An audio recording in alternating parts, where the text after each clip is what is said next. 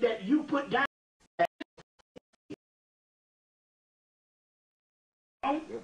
Okay, we're going to cover all aspects today. So feel free to no questions are too small or too big.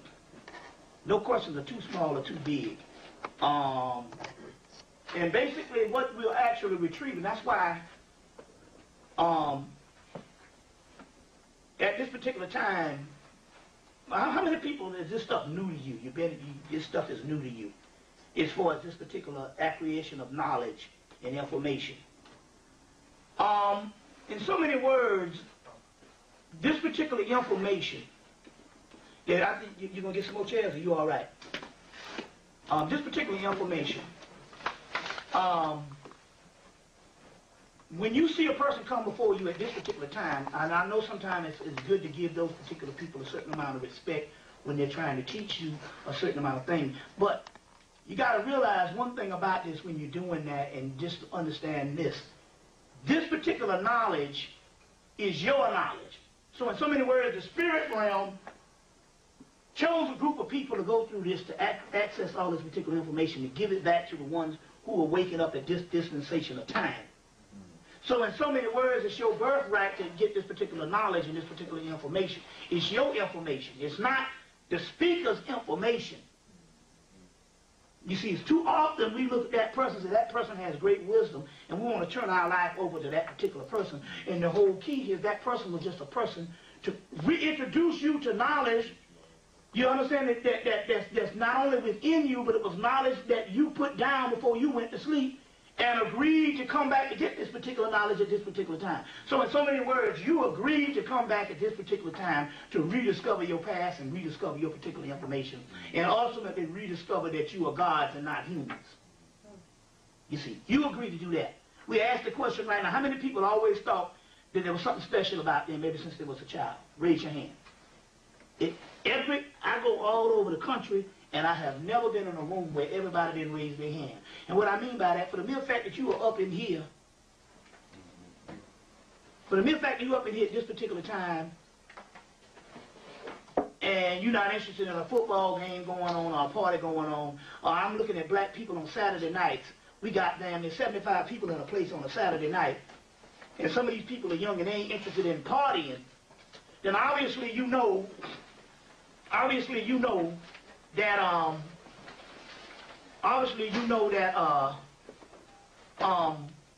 it's something spiritual why you are here. You're not here based on, well, this is some good, let's go take in some knowledge or something. It's not another form of entertainment. You were born to be at this particular time, getting this particular information, because the people who are to return, we're looking at, they call it the return of the great old ones. These great cosmic beings is coming back. These people you see in the Bible, in the Revelations, which was not written by Patmos. They got they have a Persian Revelations that they got from Persia, that they copied it shamelessly. You can get the book Parallel Myths. Anybody got some? First of all, we need to do something. How many people got a pencil and a piece of paper? Right. So anybody, you need to, I got some paper here, because you need to write some of this stuff down too, because we're going to cover a lot today. So if you don't have some pencil and a piece of paper, you all need to share it around. And anybody need another pen or something? Or something like that. Huh?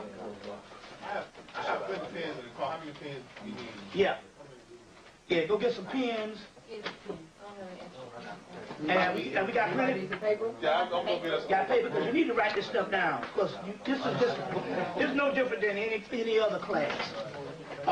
Emory, Georgia Tech, Georgia State does not come to the market on motherfuckers learning nothing. You see, and especially when it comes to them giving lies or whatever. No, they have truth there. It's just, when you go there, they tell you time is money, and you better learn what they tell you. But they got the truth right in the library, at least there. It's something to say about the black schools, on that particular level. I went to Clark, Atlanta, and shit, we didn't have any of this type of information, so. But, are we still on? Yeah. Good, good. So, but in so many words, going back, like I said, the book of Revelations, which was shamelessly taken from the Persian Revelations, and you can get the book J.R. Bierland's book. Let's see, J.R. Bierland. It's called Parallel Myths. Parallel Myths. And you can see the actual Persian Revelation up in there. And you can see that they just copied it from one another, and basically these were not a fragment. Yeah, raise your hand if you want a pencil. Yeah. These were not the fragments that came out of the Library of Alexandria and out of Hemmit that floated around the ancient world and ended up being articles that was later on translated into what you would call the Bible. The Bible is not but a group of pamphlets and a simulation of information floating around, edited down by authors, and they had nothing to do with the real Word of God. You got take for instance, you got your book of the book of Ezekiel, and most of your first 5 books of Moses is nothing but just copied from the Hermetic text out of Hemmit. And then you have your Gnostic scripts, which is some other ones out of Hemmit, later day stuff, and that was later on translated into the New Testament. So you're talking about ancient editing. It has nothing to do no more than the Word of God that nobody else didn't have. The only difference here is, which has thrown people off, is the ancient world. The ancient world understood that these Abraham, let's say, what the Hebrews tried to fake the stuff is. The ancient world knew that these mystical figures, Isis, Osiris, Horus, and all of these particular figures, was number one, principles of the human body, and number one, groups of people that would resurface at the end of an era or end of an age or the end times. So most of this was prophecy, and they was talking about us. We got the actual Hermetic text that talk about that. The next thing was, these were principles, formulas, and they were mythical characters that didn't exist on one realm. At least they were mystical gods that existed in another dimension. We'll get into that in a few minutes.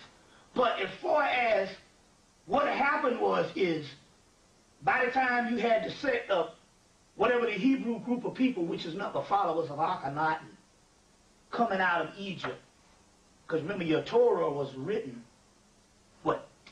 700 years after Moses. So these followers of Akhenaten, what they did is throwing people off based on Christianity, Islam, and Judaism. And what is throwing the people off is they historicalized sublime figures. So you got Osiris, but you also have Amun-Ra. Amun means hidden. Ra means sun, hidden sun. Amun-Ra. The hidden sun is basically your soul on the inside of you. You see, so Osiris is the hidden god and a mentor, the underworld. Then you get Brahma in India. You see, one of the same figures, Brahma in India. And then by the time you get to Hebrew, you get the word Abraham. Look at the word Abraham. Look at the word Amun-Ra. Look at the word Brahma. There's another word, Abraxas, Abron. You'll find out that these particular Amun-Ra and stuff, you get Abraham, but the only thing about Abraham, which is the same thing that the priests knew, is they historicalized the person. So there was never no sons and daughters or no Abraham that existed as a human father that fathered the people of Israel. Israel, Isis, Ra, and El, Elohim, Al. The word Al is another word for Chaldean word for Horus, or Heru. You see what I'm saying? So we're talking about principles here. So Jacob, Isaac, Jacob's ladder is the backbone of Osiris, the Djed pillar. The Djed pillar is called Shed pillar.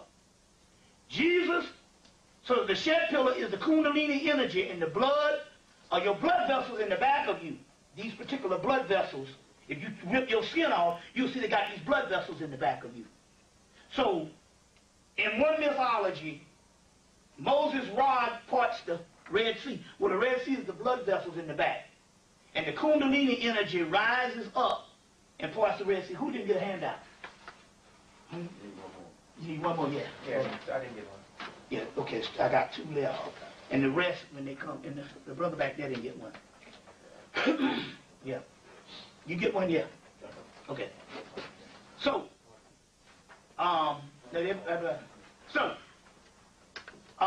So the Kundalini energy rises up,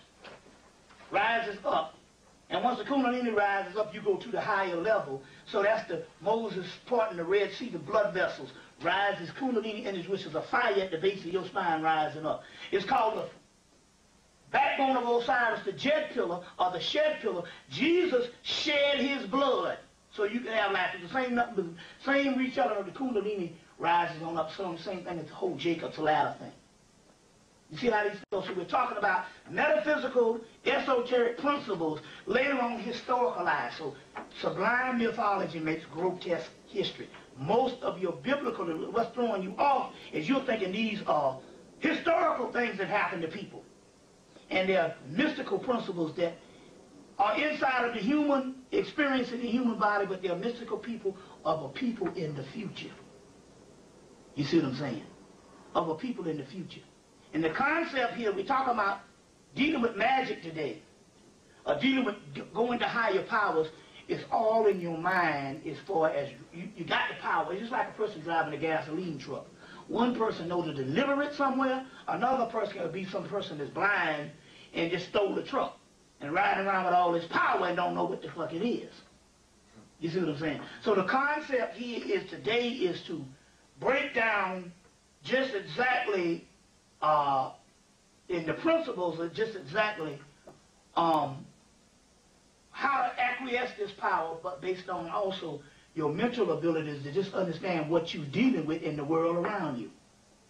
But so before we start, anybody have some questions right quick?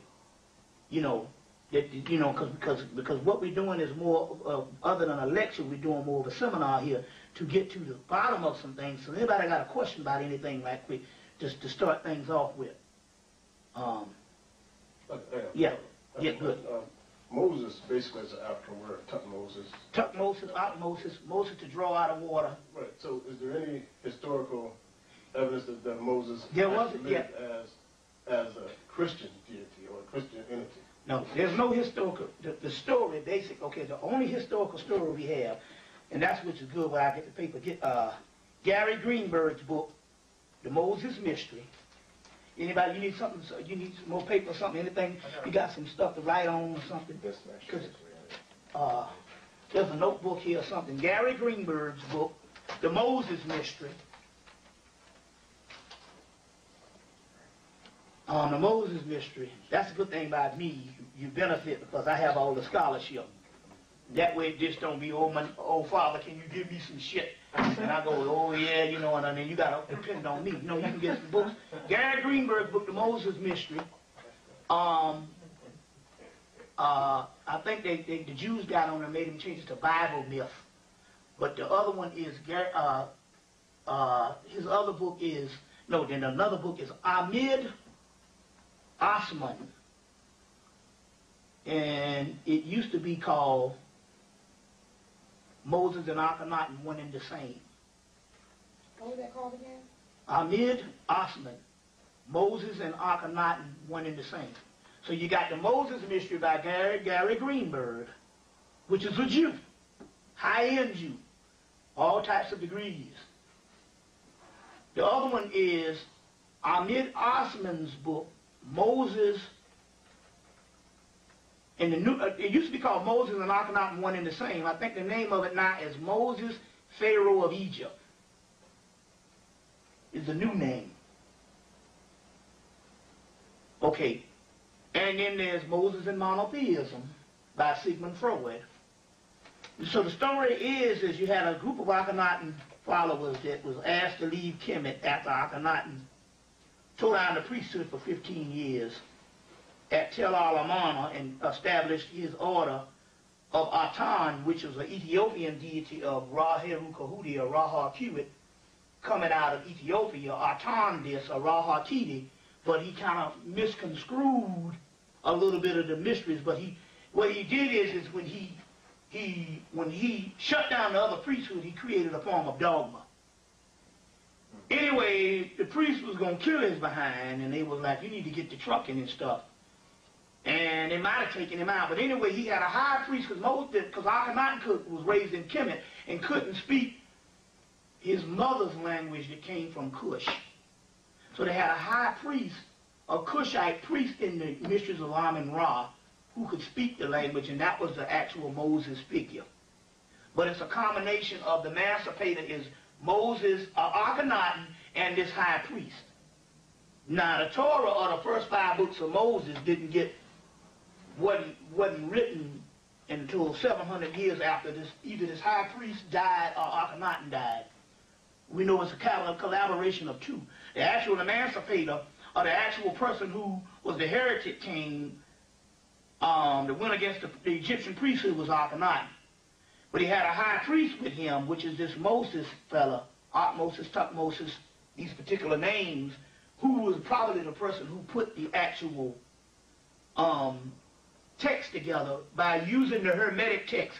They just basically used text that was already in Kemet. And one of those, the Exodus period, the Exodus thing of, now if you're uncomfortable, sister, you got that, you can chill back in the chair and you can get the brother, the soldier to see. Are you all right? Yeah, You know, but the Exodus period was some scripts that came out of Egypt. It was coming out of Hermetic texts about people being in bondage in a place for 400 years, and all of that stuff was talking about America. Because I said that these texts were talking about in the future. We have the Hermetic texts that talk about that in the Perfect Sermon. They knew we was going to go into slavery and all of that. 5,000 years before. And those still exist. The Hermetic text of Asclepius. You can get several books on that. The ones that's in print. That has that Hermetic text in there. The Hermetic text of what? It's called, it's called a Hermetica. And the name of the book that's still in print is, get this one, because one is going to be hard to get. One is called Hermetica by Peter Gandy and Peter Gandy and Timothy Freak. Peter Gandy and Timothy Freak. Hermetica. That one is still in print. And it's a little smaller book and stuff, and it gets straight to the point. But the prophecy of where we was going to go into slavery and all of this stuff is in that particular text. So we knew we was going to go into slavery. As a matter of fact, So that is true. oh we knew it. We had a 5,000-year prophecy in the Hermetic text, which is some text that came out of Egypt. Hermes is the Greek word for Tahuti, or Thoth, or Tahuti. So it's called a Hermetic text, or the text of Tahuti, or the book of Thoth. You see what I'm saying? So we had those particular texts, and part of that was later on written as the book of Exodus, and these people being in bondage. You see what I'm saying? But the Hermetic text quotes, you will be in, they talk about you will be in a land where the weak man will be considered strong, and the strong man will be considered weak. The pious man, which is us, or they said the impious man, which is, unrighteous man, will be revered. You can always hear him, will be revered. Will be revered. The impious man will be, I just want to teach you out the information and all. Will be revered. And the pious man will be treated like a common criminal. That's us. They said, and although your body may look Egyptian or African, your mind would be that of another race. God damn, that is us. You see what I'm saying? They said death will be referred to than life, because shit, everything. You 5 years old, you done seen 100,000 people get killed on TV. You know what I'm saying? I watched a movie and I'm like, why did they do this? A movie on Cold Mountain. I go through this whole damn movie down there 3 hours, and they kill the nigga at the end, and I'm like, this got to come from a white man's head. Because the mythology, in all mythology, the guy gets the girl and they ride off into the sunset. There's a reason for that, because that's always the Isis and Osiris story. Because the basis of the love story is Isis and Osiris. You see what I'm saying? Because ultimately they got to get back together. That's the goal. I'm like, damn, do they always have to kill somebody? I like the movie Untouchables. They get you in, you like Sean Connery's thing, when the Elliot Ness, and then they kill him. I'm like, well, damn, I'm supposed to enjoy this. You understand what I'm saying? But I'm of another origin, and they like that kind of stuff. You see what I'm saying? So now, we are into that type of thing. So they said life will be preferred to death. And they just go into all this stuff. They said the gods will abandon Jesus. No, excuse me, the gods will abandon, let me get that right. The gods will abandon the humans. The gods will abandon Egypt. And what used to be venerated as the home of the gods will be nothing but a mass graveyard. And will be visited by all types of different races. And they said these are archaeologists and different people like that, and all these white folks taking journeys over there every year. You see what I'm saying? So this was the text. And so it's talking to Tahuti is talking to Asclepius, which is the Greek word for Imhotep. Because when you do the Hippocratic oath, you have to pray to Asclepius, which is Imhotep. So the Greek gods, so Asclepius, which is Imhotep, is talking to Tahuti. Tahuti is giving him this knowledge, and all this stuff is getting ready to happen. And he starts to cry. And then when he starts to cry, he said, well, will we ever get out of this? And he said, yes. He said, Maya will be established. How? He said it will be a group of Egyptians that will live in these final days. Ironically, they call the Hemmit spirits, the Hemmit spirits, that's just by this accident, H-E-M-M-I-T, H-E-M-M-E-M-E-T, Hemmit spirits, and it means those entities will be in the last days. And ironically, my name just happened to be Hemmit, but they talk about these things. They said, but there will be a group of entities that will be spirits that will be, no, first they said there will be a land that will be established at the end of the setting sun. That's the west. The sun rises in the east, comes to the west. And they said there will be a group of Egyptians that will be in this land in the end. Now, you know what? In Egypt, Cam, which means black land, they're black people, Cush, Punt, you see what I'm saying? They say will be in this land in the last days. And those particular Egyptians will reestablish Maya. He said, well, where are these people now? He said they now live in the African hills, because they say the Libyan hills. Libya is a part of Africa, which is say the African hills. In so many words, they are now on the continent of Africa, or they are not, but they also said Egypt, which saying that in actuality, so they give Africa, they give a group of Egyptians, a group of Camites, and the reason why they give you two, because they're saying in actuality, these people will be a consortium of West Africa, East Africa, and all around the continent, because this thing is more than just one continent. You see what I'm saying? But it's, in so many words, they say that there be these Egyptians or African or black people will be in America.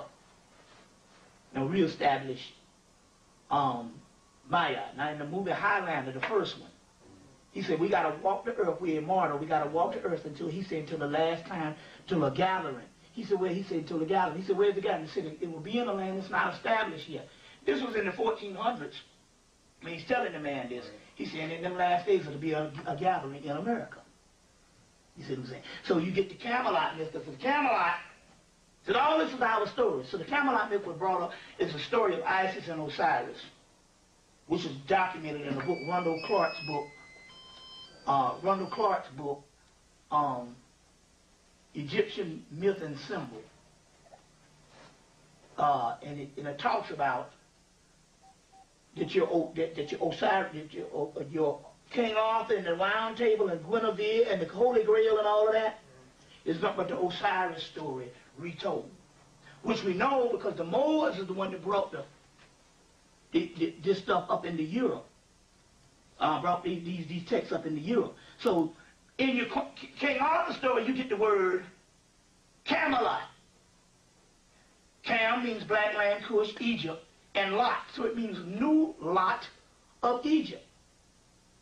So it came up, France, Ireland, Spain, and then when the British took over Ireland, they took the mythology of King Arthur and the Round Table. The word Arthur means the word Otha, which means dog star, which is, and you know, Osiris is Greek for Sirius. Sirius is Greek for Osiris. So you got Greek Osiris and you got Sirius, which is also Greek, which is also means Osiris. Also means Isis, Hathor, or Hether. It's got several things. Primordial star of all time. But in the story, in the actual Arthur, King Arthur, that's Osiris. Round table. And I'll get into the metaphysical thing of that in a few minutes. But Britain tried to be like they got the Arthur, and that was all Britain. No, they stole the story from Ireland or whatever when they got into war and all, and then here go again, try to historicalize it. But the story Camelot was talking about America. Even in their ritual, they call both the Kennedys, the New Camelot. They even mentioned that Clinton and them, when Clinton was ruled, they called that the New Camelot. So in so many words, they knew this was an American story, and the people of the gathering in Camelot was talking about us. You see what I'm saying? So these stories, and it go on and on. So you get your biblical version of you being a land of 400 years, not your own. Well, it's just not but a retelling of the same Hermetic stories. You see, but in so many words, what this thing is talking about, not only is it us, which we're getting ready to get into. We're going to pull these libations. Not only is it us, but there's nothing but us. What I mean by that, not talking about the people on earth. This is one of the great mysteries, and this is very, very lonely. But if you're at a certain level, and I have to apologize if you're not on this level, but there's nothing else left in the universe but us. Ain't no shit up there looking down on you. There is no subordinates. It's about like we down here, and we represent the bottom of the hourglass. And you take the hourglass and turn it over, and then the energy of the sand starts to trickle down. You see what I'm saying? After the sand trickles down to the bottom, there is nothing left up in the top part of the glass. All the energy that you have prayed to all these years, all the things that you have learned, is now that energy is now fused in us. Very key.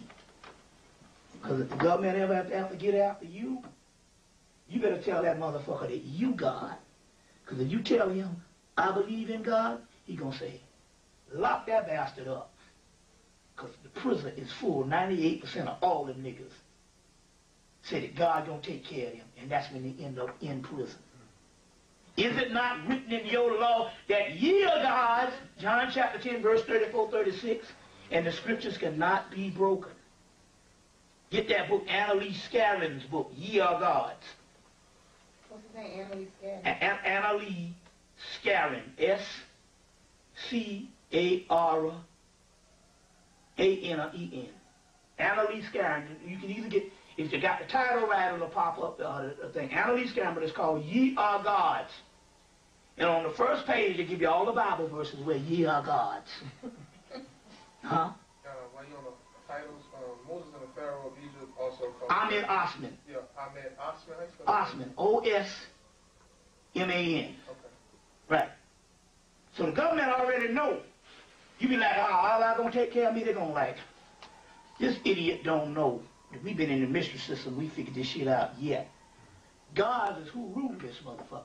It's like, there's a battle of supremacy, and they understand about the cosmos and the energies and where it is.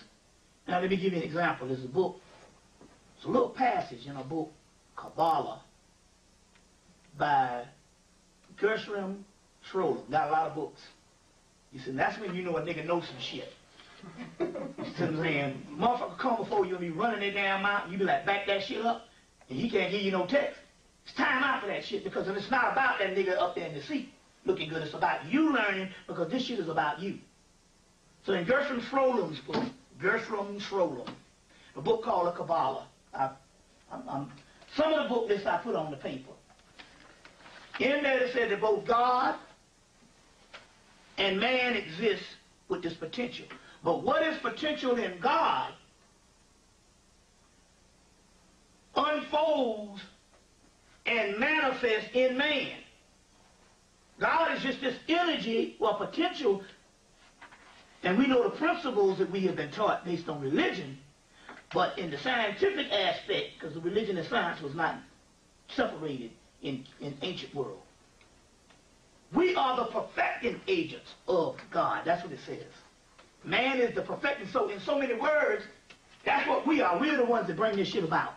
Not nothing up in the what's called. All that down there is the rays of initiations that emanate inside of you to get you to a certain level. You the one gonna do it. You see what I'm saying? They say what exists seemingly in God unfolds and manifests in man. Then they go on down, they say, but it's by a Neoplatonic energy. Neoplatonism comes from the word Platonism, Neoplatonism, all so all that is nothing but talking about Hermeticism, and in Kemet it's called alchemy. The wisdom of Tahuti is the mistress of alchemy. Neoplatonic formula, alchemical formula, means melanin. Alchemy is the study of melanin. Precious stones, but spiritual alchemy is talking about everything that's in that universe exists inside of us. And what exists inside of us exists inside of melanin, inside of the body. Because it doesn't matter how light you are.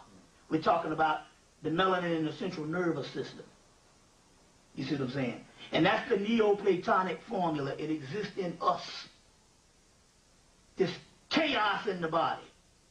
We're going to get into all that in a few minutes. I'm going ahead of myself. But just to set the paradigm up of what we're talking about here. Y'all all right? Yeah. Is this interesting? Yeah.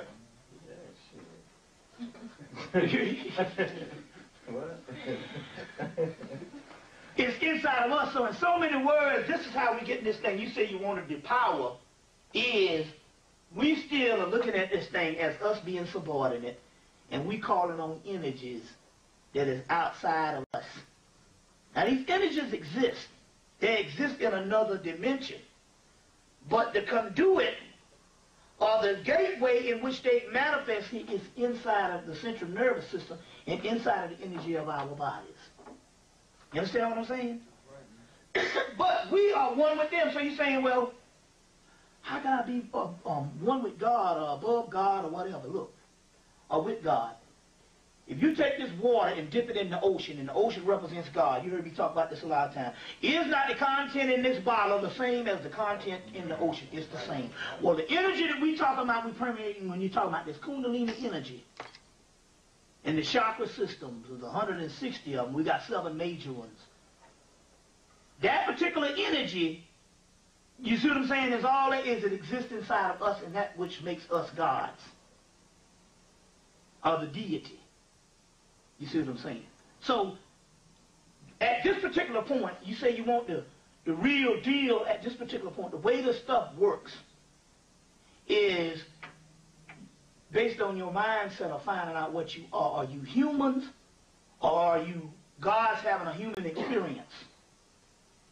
We are gods having a human experience, or nightmare. You see what I'm saying? You see, so these are the concepts. It's just that the Romans, man, I should have brought that damn tape. I should have brought that tape and let you. The Romans are the ones that, we got enough outlets. Oh, damn. You can't do everything. The Romans are the ones that turn the Jesus figure into an objective entity that you got to look at outside of yourself. Because the Horus, because there's several names of this thing. It's Horus. You got Hercules in Greece. That's a form of the Christ figure. You got Jason in Greece. That's a part of the Christ figure. Now, when I say Greece, I'm not talking about white folks. These are the ancient black Etruscans, Etrurians, people that the white folks migrated in. But we still, be honest with you, go to Greek right now, those people are dark people. As a matter of fact, one of the brothers in Greece, when I went to Greek town and was doing a lecture up in Detroit, and went to Greek town, and went to Greek town, and the guy was serving me was your color. I said, where you from? He said, I'm from Greece. Hell. He said, my family's been there since the beginning of time. So we talking about black people. You see what I'm saying? And most of the white statues you see was made in the late 1800s. You know, I'm talking about the white people just literally went over there in the late 1800s and made these statues recently, about 100 years ago. That's crazy. A Renaissance period. You go to Kemet, you go to any other place, you see shit falling all off of people, or what they didn't knock off the nose. You go to Greece, the statues are perfect. They made those statues about 200 years ago. Cuneiform. Did you think the oldest writing in the world? That shit was made at the University of Chicago. Made at the University of Chicago. Cuneiform. You gotta know it's a fake shit. They ain't got the 4 or 5 tablets that's supposed to explain all this damn history. Hell, you go to damn Kemet, you have a whole damn temple with hieroglyphics from top to bottom, and you can't get all the history. Well, how the hell you gonna get all the history of Samaria off a 4 or 5 little piece of rocks? You bought that. That shit was made at the University of Chicago. What's that? What's that, brother? How can I reference, research? One of the brothers that did the research on that is Brother Walter Williams.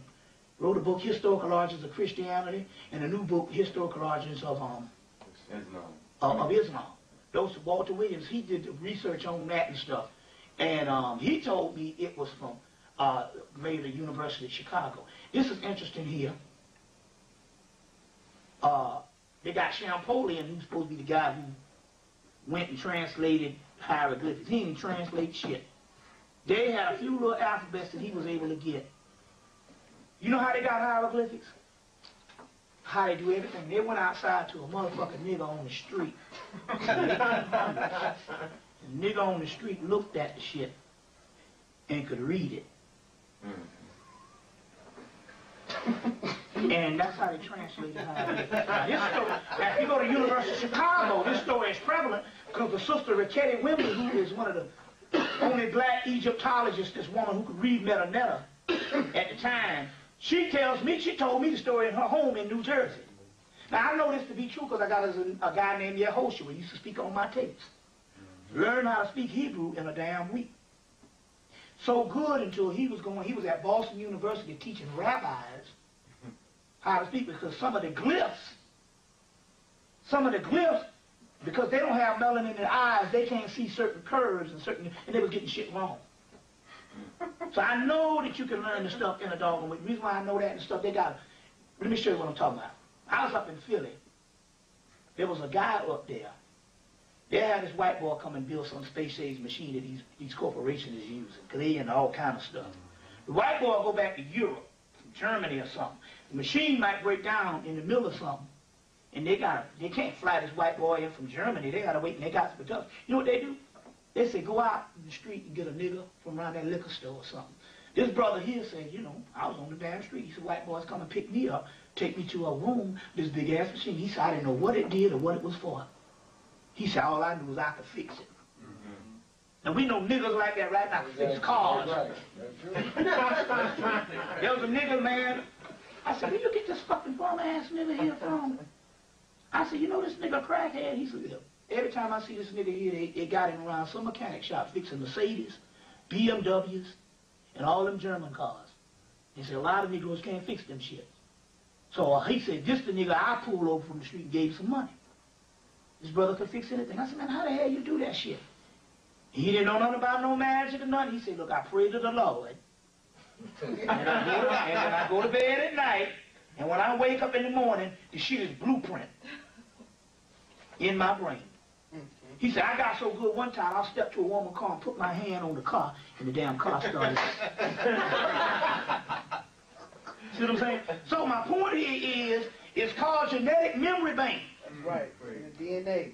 So that's how they was able to get the stuff. And so the cuneiform and all that, that was a joke anyway. We didn't even have to even deal with that because it ain't up a 4 or 5 plate tablets. So how you gonna get a whole history of damn Samaria, Babylon, or whatever on some little old tablets? Some bullshit. And they saying it was older than hieroglyphics, but they done found a hieroglyphics that's older than that. Plus, the hieroglyphics are the hieratic, demotic, and stuff you get in Kemet. They said that when you go over there, even not Renoka Rashida, your boy, Oshawa Kwesi, so they got about 4 or 5 scripts that they can't even translate. Hell, when they built an Aswan Dam, they covered over 300 temples, covered them over in Nubia.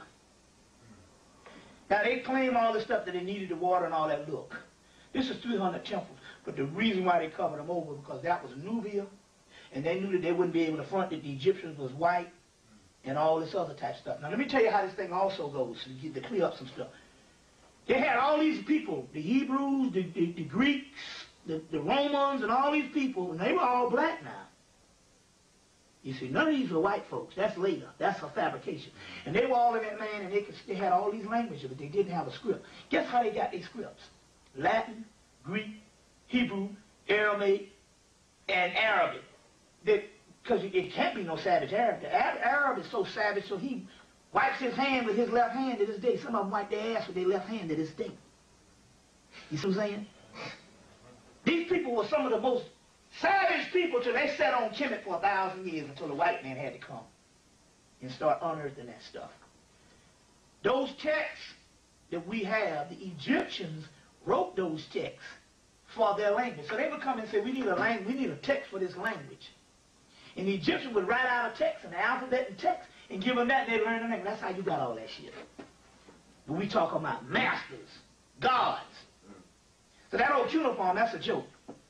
But when he told me University of Chicago, I laughed because I knew how they do things. But it ain't nothing but 4 or 5 tablets. How the hell you gonna have 4 little clay tablets that's supposed to explain everything in the universe? So that's all a joke. That's all a joke. One of the oldest languages is Kemet, the Meta-Netta, or Hieratic, Demotic, and Meta-Netta, and also Sanskrit. That's in India. Because remember now, that's the pre-dynastic Egyptians, the Kushites. The book, Wonderful Ethiopians in the Ancient Kushite Empire by Drusilla Dundee Houston. Black woman wrote that in the 1930s. That Kush, Ethiopia, used to rule. All of Arabia was Kush. All of Egypt was Kush. All of India was Kush. All of Samaria, all that was one land, the Kushite Empire. What was the name of the book here? Wonderful Ethiopians in the Ancient Kushite Empire. I think they still sell it at the Shrine of the Black Madonna. Yeah. By Drusilla Dundee Houston. Y'all all right? Is this boring you? Okay, we got to get all this stuff out of the way. Drusilla Dundee? Dundee Houston, yeah. So now, moving right along in this physical thing, what we setting up and stuff is, ye are gods. That's the mystery. Now, this is funny how this thing works. Because you set it up yourself. Let's say you decide you want to follow somebody or follow something. And guess what? By you being God, when you decided, you got to do that. So, under Christianity, the way the laws go, when you sin, you actually sin. Why? Because you up under a system that you either voluntary or involuntary decided you want to follow. So under that system, you won't see. That's the way it is. It's called cause and effect. As above, so below. As within, so without. As on top, so up under. The laws of correspondence. So if you set up that law, if it's bad for you, it's bad for you. So if I say, drinking is bad, and I believe that, guess what? Drinking is bad. But if I say, no, this ain't nothing but some damn shit, we don't even exist. It's only a damn illusion. And I drink that shit. Just depends on your mindset. That's right. That's right. You see what I'm saying? That's right. So, you put limitations for yourself based on your trainings. Right. Who said fucking was bad? But people that they had a lot of your homosexuals, what happens is this here. When a system goes nomad, they have a civilization and everything is harmonious. And that's when you see more of a correspondence between the male and the female. But as a civilization, if they break down and if they go nomad and they becomes, nomad just means they just dwellers. They just go all over the world or whatever, just traveling around. Usually when the system comes nomad, then the first thing they do is the males, when it's a hostile environment, the first thing they do is the males turn against the females. You see what I'm saying? Like even in the European tradition, they would stick a hole in the damn ice. And they go up under there and they pull out some fish. And they can say, well, the fish is abundance this year. That's fine.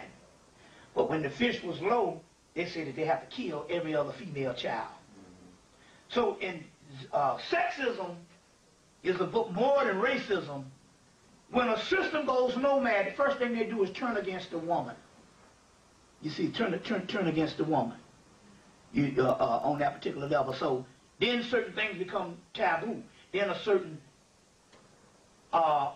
female hatred, which is nothing but an extension of homosexuality. So you know, you be a manly man and say that bitch ain't shit. You still a fucking faggot. The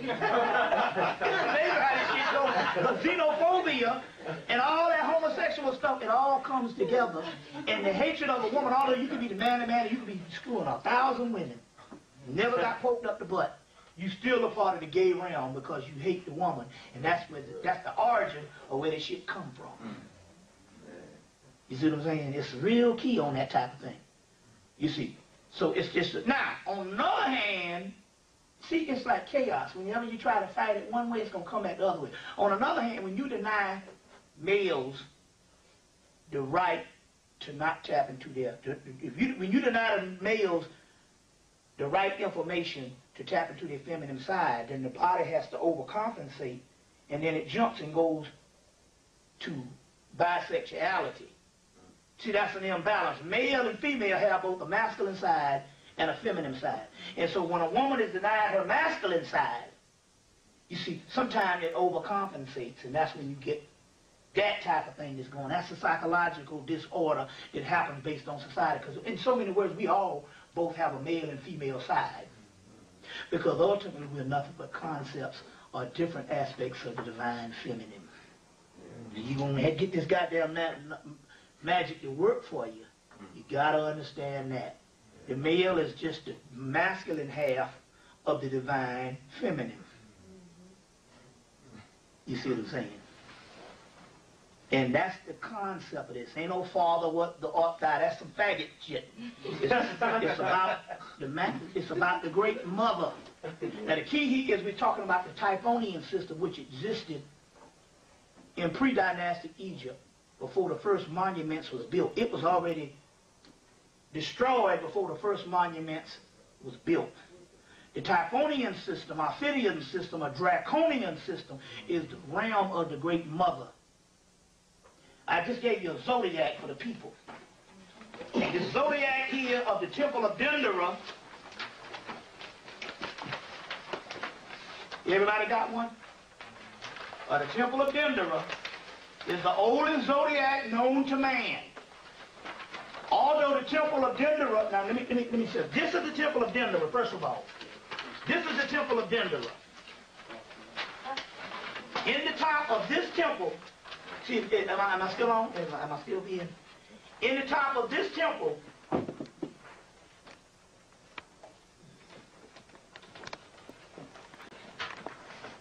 you got that? In the top of this temple, I'll sit back down since you would do it there, and when I get ready to stand, we'll. In the top of this temple is this zodiac. Now, is this zodiac of Dendera, which is now in, the French blew it down and took it to the Louvre in Paris. They put up a plaster one up in Kemet. But, and in the top of this temple is this zodiac. This is the Temple of Dendera. Now, what I'm giving you, let me show you now. I'm giving you these pictures. If you take these pictures and put them up in your house,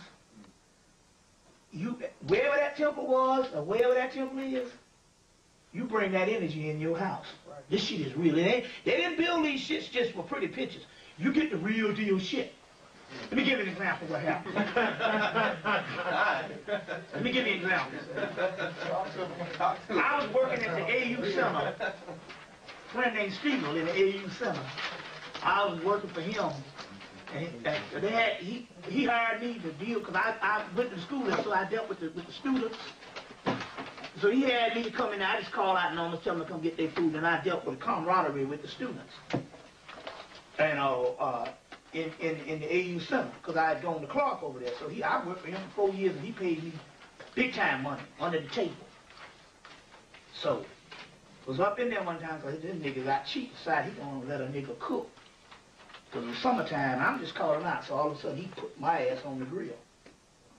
So, and I could cook real good on the grill, but shit, this nigga ain't had no nigga. I wasn't no short organ cook. I was taking the damn grease and was dumping that shit in this little hole. The way it wasn't supposed to be, but the motherfucker, he gonna get cheap and put a nigga on the grill. After I left, the goddamn stove was on fire. That damn grease caught on fire and started. Now, let me tell you what happened here. I had these pictures, this Dendera. This is the temple of Horus. I gave you both the male and the female. This is going to be your energy base. You're going to get a lot of energy from these. These are very important. I had about 5 other temples that we will produce in the next couple of months. I had the wall with all these Egyptian temples. The damn backs, the kitchen burned up in the stove. They came out before it got the stove. The kitchen burned up, and the back wall that was near the kitchen, where I had all this stuff on the wall, the back wall burned up. It burned up the damn store license. It burned up the where you get your little your rating for your inspection, and it burned up all the other paper on the wall. But these pictures, this Dendera, it was a damn thing. I wish I had put it on video. We walked in the store, and these pictures were sitting up on top of black ash. And I had about 10 pictures up there, these Egyptian temples, and none of them was burned up. Want to know why? Because this energy on here is the same damn energy that's in Kemet. You see what I'm saying? That's in Kemet. So I just want to put that. In the middle of this zodiac, you will see a picture of a little hippopotamus goddess. It's one right in the middle. She's a hippopotamus goddess. She got a little cane, and she got a little dog coming out from her. That's the mother and the son. It's the oldest concept of God there is. Now, this temple was built in the Ptolemy period, which is the Greek period. What it was, they had a papyrus and a crack in the wall of an old temple that they tore down because it was so old. And they took the papyrus and they made a new temple from it. But the engravings, and they took the bricks from the old temple. And so this temple, this zodiac is 90,000 years old. The concept of this zodiac. So we're talking about a Typhonian in origin of the great mother, and the mother and her son. You see what I'm saying? So how does this break down to the human body? Because we're going to get into this magic for this libations. It breaks down to the human body and stuff. Even they did a thing in the early 90s where they cut open a man, you know, and they said that the cells and the tissues inside of just the male's body is the same cells and tissues that lines the vaginal walls. You see what I'm saying? So we're talking about different entities. And it's like, what's the name said? A man is a degenerative female. Well, we know that and stuff. They say, well, I disagree. Well, we know that based on sex. Like they say, when man, and so there's a mystery to that. When God was handing out the shit with sex, the woman got all the stuff, and then God, you just say, well, shit, here's some leftover residue for the man. Because the simple fact is that she got a system. She can have as many orgasms as she wanted. She trained herself. And she can go all night with multiple people, and we get one little nut, and it's through. That's it. See what I'm saying? You through deep. So obviously one is more superior than another. But the mysteries is man becomes closer to woman and superior to woman when he learns how to have orgasms instead of ejaculations. Right. On the Shiva aspect, and once he starts doing that and learning how to maintain it, on the Shiva aspect with orgasms instead of, and orgasm and ejaculation are two different things. We're going ahead and we'll get into all of that.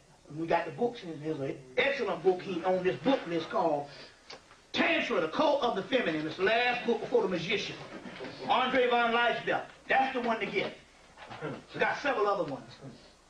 But a man becomes that with a woman after he learns how to maintain it. Because the first thing happens here is, once you learn how to go indefinitely where you don't come, then the first thing starts happening after a certain while. She starts getting her particular orgasm. Then what happens here is, once your penis get to a certain level, you start sucking in her energy. See, a woman is a succubus. Negative, not negative in the evil sense, but she draws in. She's the black hole. We're the dagger that sticks out. So even our energy comes out of the penis. So once you become equivalent to her, once you become, I'm going to finish this. Once you become on that level where you don't where you don't ejaculate, you become one with her, and your penis actually becomes a vagina. It becomes just a big-ass clitoris, because all the penis is an extended clitoris anyway, because it's a clitoris until, what, the last couple of months, last 2 months or something, it turns into an elongated penis, or elongated clitoris. So we talking these things, and we still talking about these dual forces. You see what I'm saying? We don't get into this shit of being inferiority. Like I said, Africans didn't say that they... It's a stupid question to ask whether you was inferior to your mama. It's a mute question and stupid. You want to change on that? Yeah, we're going to go into this thing. Y'all all right? Yeah. Okay, we got a lot to cover. A lot to cover. We got a lot of things. So these things I'm giving you here, we're going to get into these things. These shits work. They work. You see. Okay, we on? Okay, now. All right. So now what we get ready to do now is we get ready to go into this lecture. Well, not a lecture. We're going to go into this type of stuff of how to get this. Yeah, it is kind of cool. I tell you what, just see how it goes first. You don't have to adjust that shit, you know. Yeah, that's kind of cool out there. Yeah. You did that. If you, for what we've said thus far, does anybody got any questions? You see, because we don't want this to be a lecture. We want this to be more of a roundtable seminar where no questions are too big or too small. Yeah, what's that? The question that dealing with spirits in a sense. How do you know when they're present?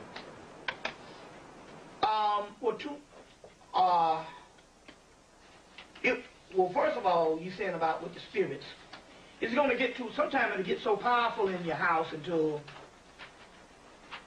well, it can get to the point where you can feel them. You'll be able to see them out the corner of your eye. Yeah, I have. You know what I'm saying?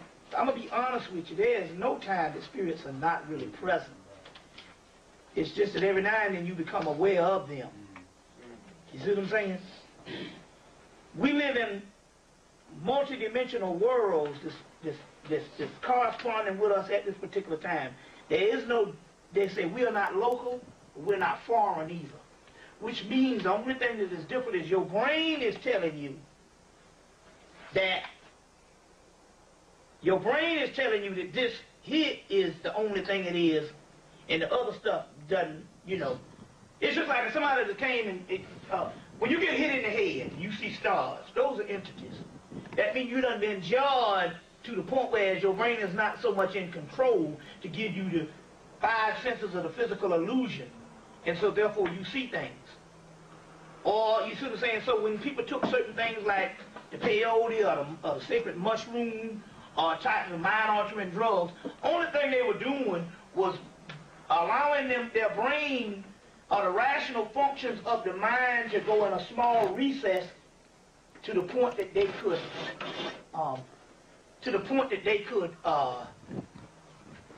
witness the world around them. So it's the whole notion that they gotta come from somewhere. There's no such thing as space and time. It's just the only thing here is what is separating us is the actual human brain. This is the matrix. You say the matrix, well, this doesn't exist. The only thing to tell you that it exists is this human brain that gives you this touch and this feeling and stuff like that. You see what I'm saying? The matrix that they talk about in the movie is the human brain. You see what I'm saying? It gives you these signals and the wiring of the brain that gives you these things that make you think that this reality is the reality. You see what I'm saying? So, in so many words, the first thing here is to understand that there's no such thing as you being separate from them. Now, as far as the experience of stuff, the first thing you need to do is this here. To make way so you can get a certain amount of spirits around it, you need to get a certain amount of spirits that's negative. Now, I'm not talking about evil, because evil doesn't exist. I'm not talking about moralism. We're talking about this. You got certain people have fucked up thoughts, negative, always thinking low, messed up thoughts. Sometimes, 2 things will happen. They can bring those thoughts and stuff into your house and then lead the shit. It's called thought forms. There's a book out called Thought Forms by Annie Bazan. Thought forms. Some of these thoughts, a person can be negative thought. Annie Besant is her name. She also got a book called Esoteric Christianity by Annie Besant. Let me see, there's another book called, I'll tell you the name of it. For the people that try to understand the Bible thing, there's a name of Annie Besant. B-E-S-A-N-T. There's another book called, I gotta get the name of the guy's name. It'll come to me in a minute. It's a book on the esoteric wisdom of the Bible. It'll come to me in a minute though. But anyway, thought forms, let me tell you what happens. If you got some negative people, they have negative thoughts and then they die. And when they die, those thoughts still live. And they go up in the astral plane and bounce around until they find a host. And a host, they can only gravitate towards a host, and the host is a person who's thinking negative. Or, you know what I'm saying? And so they'll latch on to you or they'll come in your house. That's why you got to get some stuff called, what's the name of that stuff? It's called Creolin. Let me spell that. You got to get this stuff called Creolin.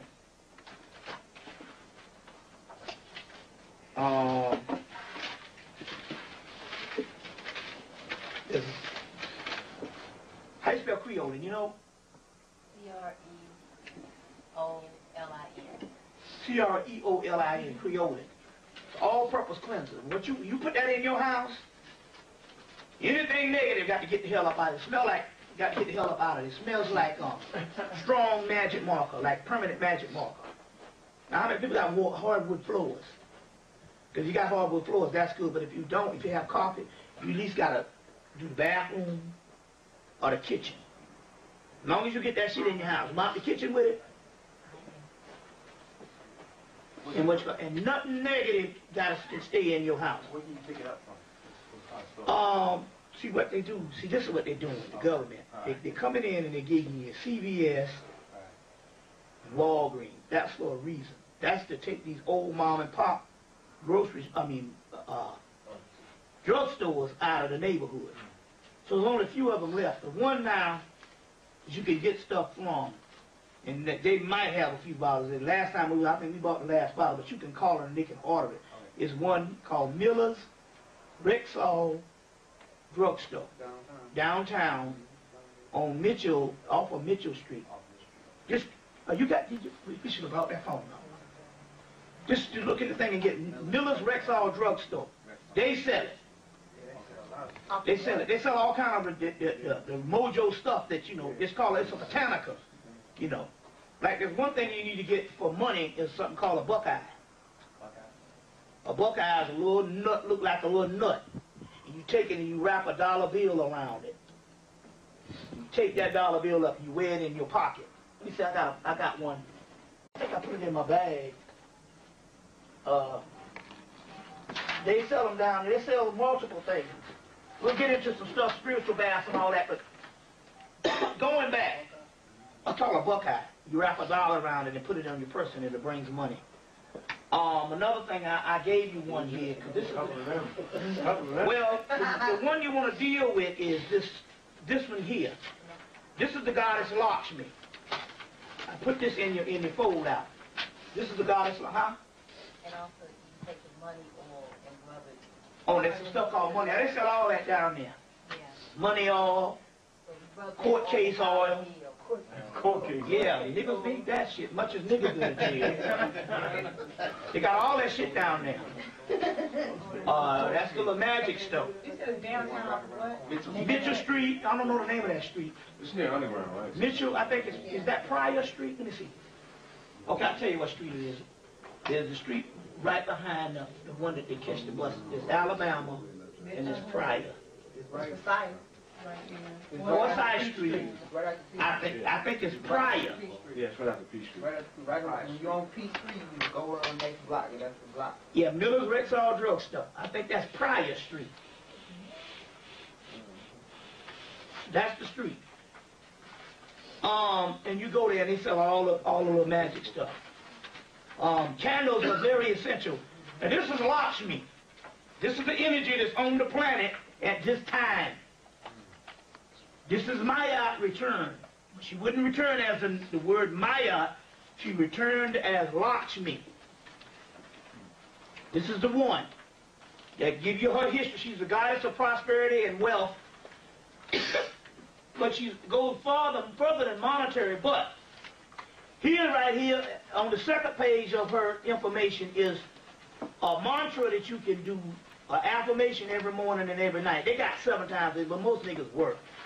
This is for people who ain't got a lot of time and can want to sit around 7 times a day. But if you did it in the morning and did it at night, it's the same as the Think and Grow Rich concept. Feng Shui, she's the original Feng Shui goddess. So you want to clean your house. Clean your house up real good. And then use that Crayola to get those negative entities out of there. And then you want to recite this thing to her.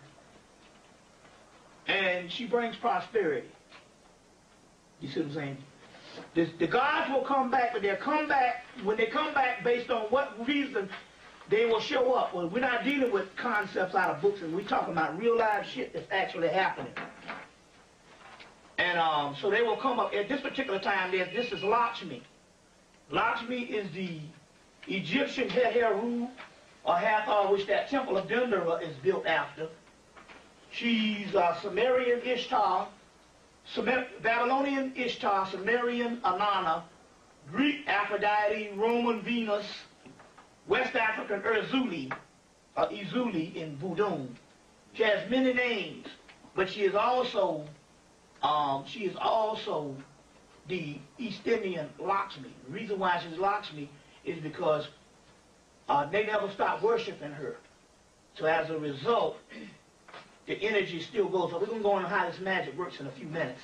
But anyway, this is the one that you call on. You align yourself up. But this is prosperity is also not necessarily just monetary. See, sometimes you miss it. Let me give you an example. Me and the sister got a certain energy. So when you get the right 2 souls come together, one that's equivalent to my energy, then certain things start happening. So when we start to bumping and grinding, motherfucker, thunderstorms start happening and all this. And so as a result, when we realized what was going on, the goddamn roof, the ceiling fell in the dining room because of the water, because it had a roof in the leak, a roof leak. So, now where was I going with this shit? I was going somewhere with this thing. Successful. Yes. Okay, now, prosperity. So now, this brother came, and we said, now we got to get that roof fixed before we get the ceiling fixed. Because all it's going to do is wet the sheetrock, and it's going to do the same thing. And the plaster. Brother came by one Sunday, got on top of the roof, patched the damn roof, patched up the leak. Now, you call somebody to do that, they might charge you $700. But see, that's how she works sometimes. So sometimes you don't just look all the time based on the money. Currency, sometimes the prosperity comes in several ways. That's right. You see what I'm saying? Several ways. You might have a certain hookup. You know what I'm saying? Like you late for a plane, and then all of a sudden the plane get delayed based on weather. Well, that's spirits to do that. You see. So now going back to your question, once you set up an environment, pretty soon you will just know they're around based on the essence and certain things that might happen. Let me give you an example. They got a temple over in an island called Java, and there's a temple called Borobudur. And on this temple wall, they got the history of slavery, and both that and the temple of Angkor Wat in Cambodia. I got a tape on this shit, Africans in Asia. Yeah. And so I did a whole lot of work on the Angkor Wat stuff, not knowing that it was on his tape. I watched his tape about a year earlier, but my research would led me to Angkor Wat in Cambodia, Vietnam. Then I was going to this temple called Borobudur on the island of Java in Indonesia. So I did a lecture in Chicago last weekend, and a week ago today, I said, damn, I told people I got to go back and get this book. It cost about $75. I got to find this book. It cost $125. I said, but I got to break down and get it. Because these pictures you get, this book here is now maybe $300 just to get these type of things. This book here is $300 just to get these. You see, those pictures of Lakshmi, that book is about $200–300. So what happened is this. I went to this store in Chicago and I found the book. The book was $125 new. It was $75 used. I said, damn, I wish I could. And I opened, I said, well, the bind is a little cracked. I said, I wish he could take something off this book. And just then he walked by and he said, damn, man, I can't sell that book. He said, look, it's separated from the cover. I'm like, you can't. He said, well, I can just give it to you half price of $35. I said, sold. Now I knew damn well when I took that book off that shelf, that book was nothing wrong with it. Later on, when I got that thing, it was the god Shiva that came forth and said, I'll fuck the book up so you can get it. Because there's some stuff up in there that I need. So what I'm trying to give you examples of how prosperity also works. You see what I'm saying on that particular level. on that particular level. That's how the prosperity things also works. And we're going to get in a whole lot of things. So let's post some libation, because today is a very powerful day. We got a lot of books and stuff like that.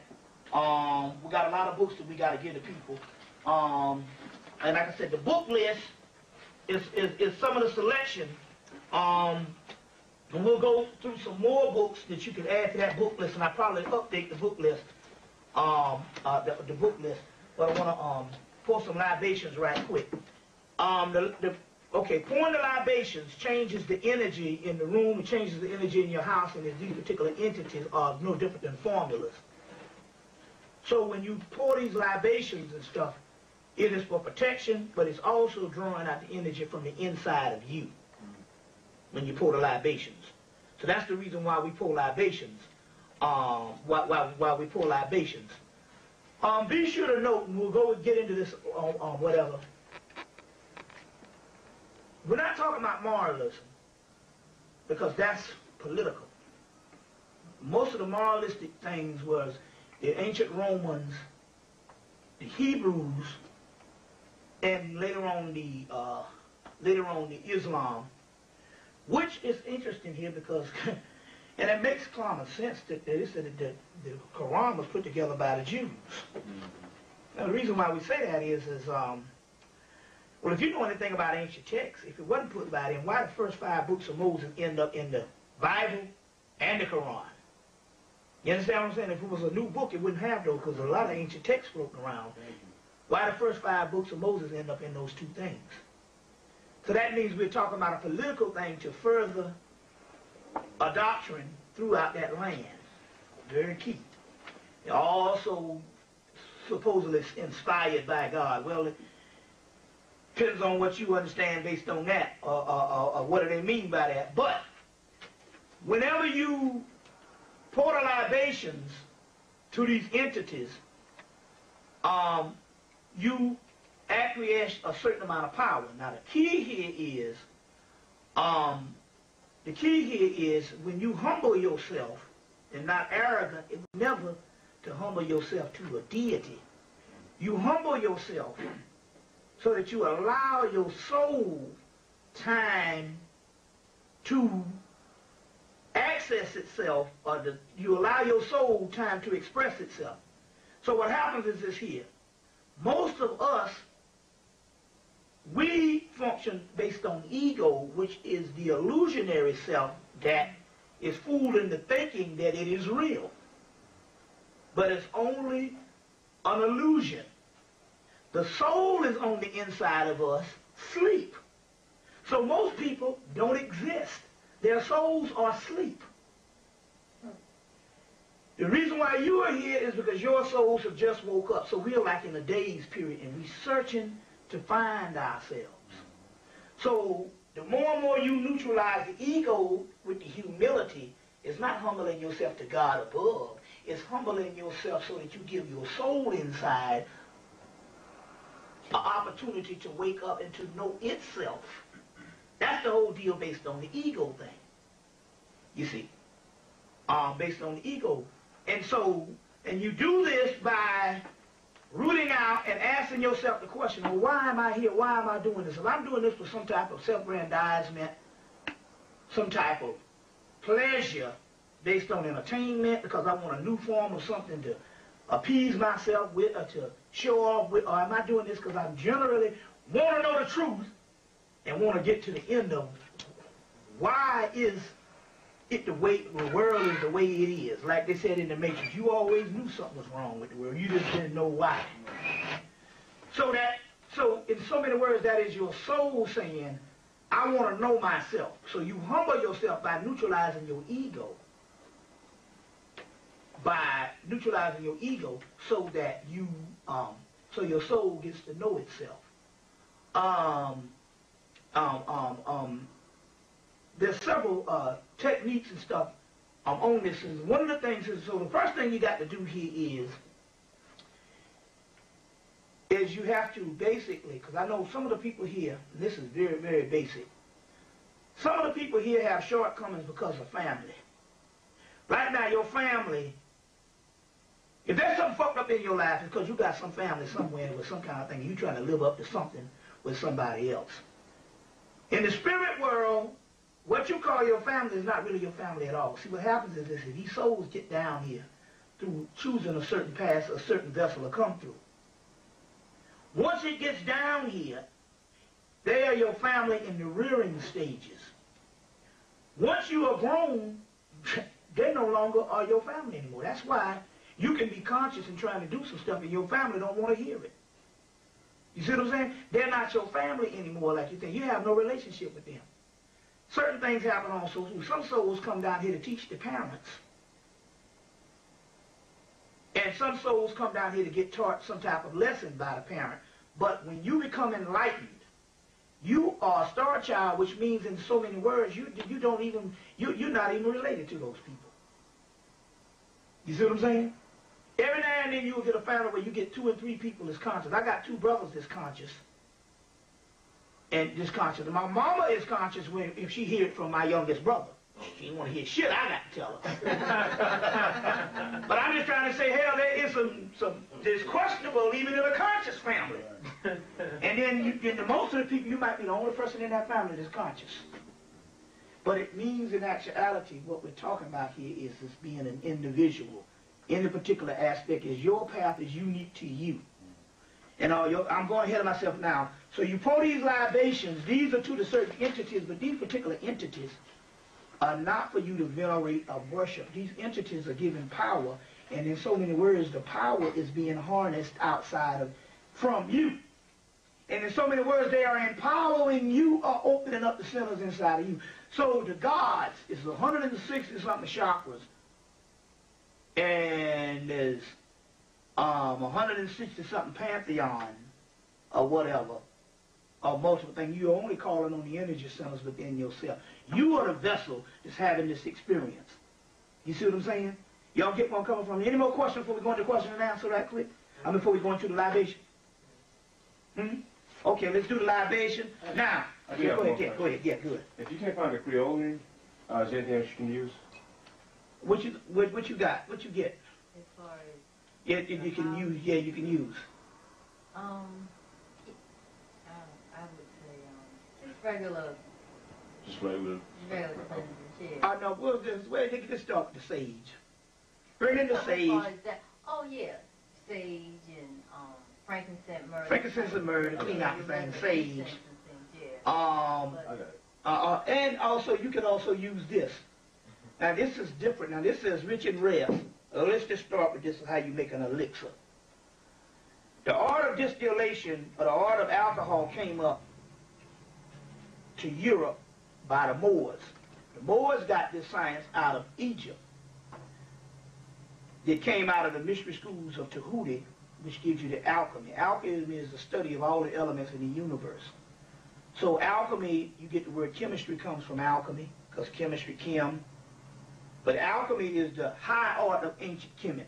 You know, when anybody in that motherfucker talking about, I'm Osiris, and I'm this, and I'm doing this kind of shit. He ain't never taught you about alchemy. He ain't talking about ancient Kemet. Let me see if there's a...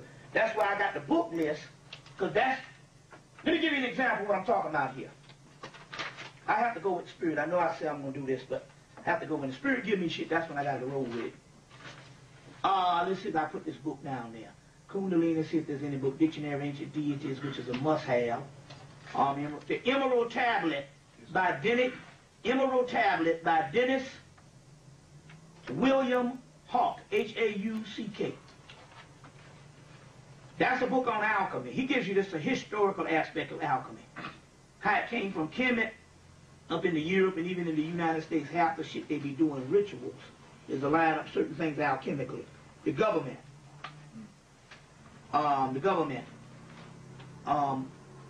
The alchemical aspect here is the high art of ancient Kemet.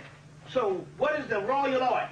Everything they talk about breaks back down to alchemy, which is the study of every particle in the universe that's outside that we have with nature, but also on the inside of the body. And then, okay, then there's some stuff outside of the universe that's outside of Universe A, which is what we are in. Universe A. We talk about Universe B. So they'll tell you something like comets and meteors or something that was leftover particles formed that was left behind after creation.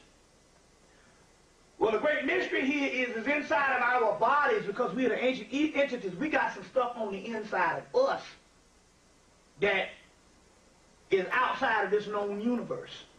And that's what melanin is. Because there's Universe A and Universe B. There's a sister. There's several things, but you want to get, what's the sister? Her name is, you look at, her name is, there's a book, I think it's on there, I think it's called The Modern Sex Magic. But get that book, Modern Sex Magic. And in the back of that book, there's a woman talking about orgasmic magic. Orgasmic magic. In there. We're going to go into some of that today. Modern Sex Magic. And in there she's talking about going between Universe A and Universe B. Universe B. Universe B is the other side. That's what we're slipping into. Everything inside of our body, in the universe, and even outside of the universe is inside of our body. We're the ones that have that.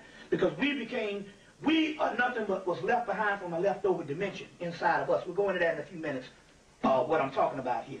Y'all all right? So now, when you pour the libations, you line up those particular frequencies. Now, what this is made up of is this here. So, they understood the art of alchemy, the Moors that came out, it was nothing but Egyptian priests. And so the alcohol that they taught, the distillation that they taught the Europeans was a more holistic part. Still alcohol, well, what the Europeans did to come out cheap or whatever, they had what is called their fermentation, where they split up certain grains and stuff and made vodka one here, gin one thing here, bourbon one thing here, scotch one thing here. Whereas the ancient one is those particular distillation is based on light and dark. So listen to what I did here. So I went and bought some R&R. This is a rich and rare Canadian imported rum, Canadian imported whiskey. And what I did is I'll go in and I would mix this with some white rum or white gin. So you mix light and dark and put it back together. Therefore, the entities will come. And so when I mix it and made it back into my elixir, this stuff can heal. So let me give you an example. I had some entities try to strike me or whatever, and we're gonna get to the other side too, as far as some ones that don't want us to rise. I'll get into that. But in so many words, they messed my whole mouth up. And so some of the entities came through and said, mix the light and dark. They said, you guys, what you got? I said, well, I got some gin and I got some scotch. So mix that shit together. And so what happened was it was a conduit. So when I mix it together with the alcohol, what it is those spirits came up in there and they repaired my mouth better than what it was 20 years ago. Everything in your body can be healed You could take the long way with herbs and the diet and all this type of thing. But then again, you can go with some high magic and heal your shit. And stuff like that and all. So, certain ways to heal certain things also. So what I did was, this is a mixture. This is called elixir. We'll get into the elixir also as far as for magic. But anytime you buy any alcohol and stuff, you know, like any high-end shit like cognac and all that old stuff, they drink the hell out of it. And that tequila. What's the one of that one they like? Cuervo. You see what I'm saying? So so this is just a conduit to bring those spirits through. And also that's how that works. And there ain't been no religious organization that didn't do it. Like I said, they even did it up until the until the early 1900s, until Welch's came up with Welch's grape juice. And then they start having wine, you see what I'm saying, in the regular churches. So alcohol is all, even at the Holy Roller Church, up until the 1800s, they had damn wine. You see what I'm saying? At least. So that's just a part of the spirit life. So now this also, if you can have Creole, you can also hook your house up by splitting four elements. Also bring these things through. Okay, let's start out. But since the day is a day of Lakshmi and the goddesses of love, we'll start off with them. So the people that know what I'm talking about. Lakshmi, Ashe. Ashe means power. And several other things, but one of the things basically means power. Lakshmi, Ashe. Vishnu, Ashe. Venus, Ashe. Aphrodite, Ashe. Astarte, Ashe. Ishtar, Ashe. Anana, Ashe. Erzuli, Ashe. Debalvedo, Ashe. Edawedo, Ashe. Ganesha, Ashe. Brahma, Ashe. Shiva, Ashe. Sarasvati, Ashe. Durga, Ashe. Now give me some 9 Ashes. Parvati, Ashe. Vincho Swasa, Ashe. Rama, Ashe. Krishna, Ashe. Radha, Ashe. Kartika, Ashe. Kali, Ashe. Ganesha, Ashe. Hanuman, Ashe. Garanti, Ashe. Tara, Ashe. Durga, Ashe. Lalita, Ashe. Yama, Ashe. Sita, Ashe. Rama, Ashe.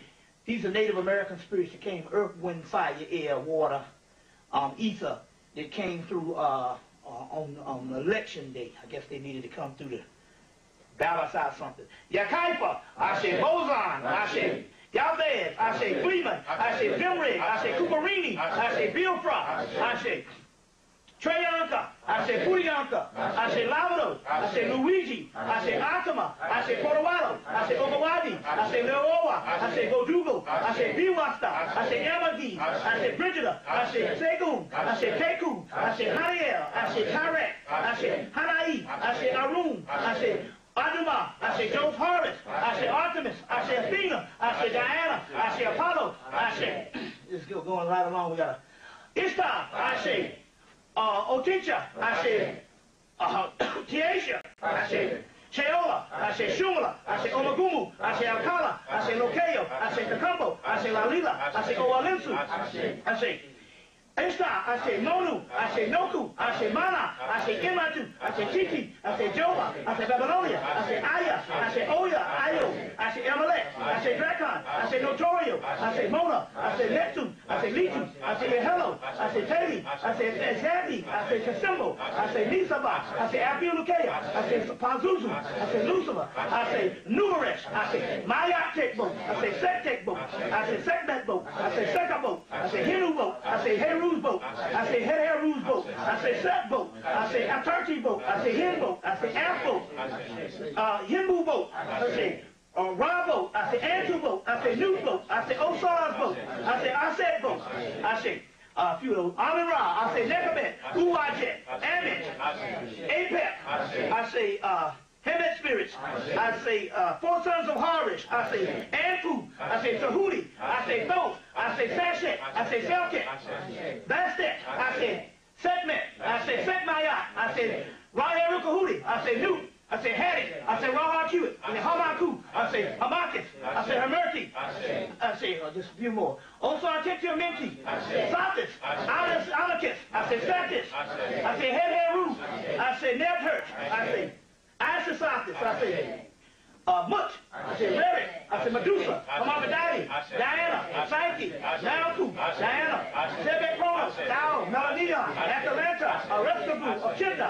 Minerva. Gargan. Melacine. Dambalawado. I say Adawato. Simbi. Azuli. Rigid. Ransamani.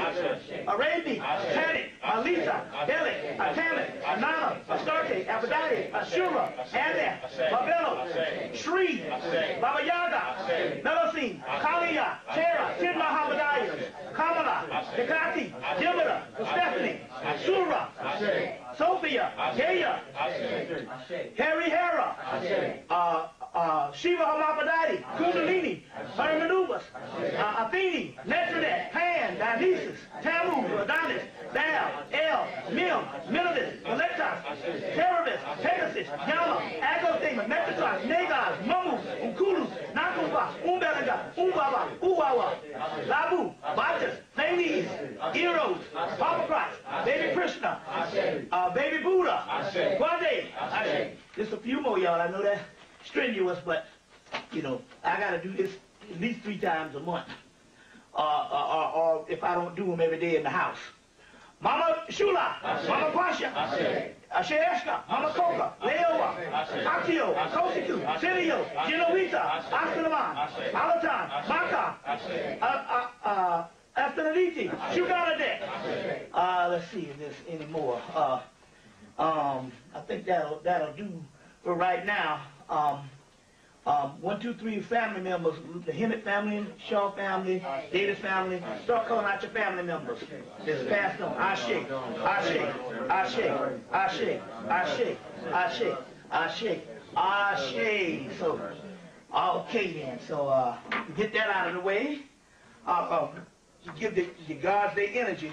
Now, let's go into, now, is this thing picking up a glare? Yeah, a little bit. Yeah, I can see. I can see it. Put it down some. Yeah, you can put it down some, yeah. Yeah. I have a question. Yeah, it's good, it's great. Give me a question. I heard you say Lucifer as one of the names that we said. Exactly. Who exactly is that? Lucifer means the pineal gland. Remember, one man's devil is another man's god. The Egyptians, one man, you got to take that and roll that. Yeah, that way. Yeah. That's good. Yeah, that's cool. Can you still see that? I don't want it too dark now. Yeah, I can see it. Okay. One man's devil is another man's god.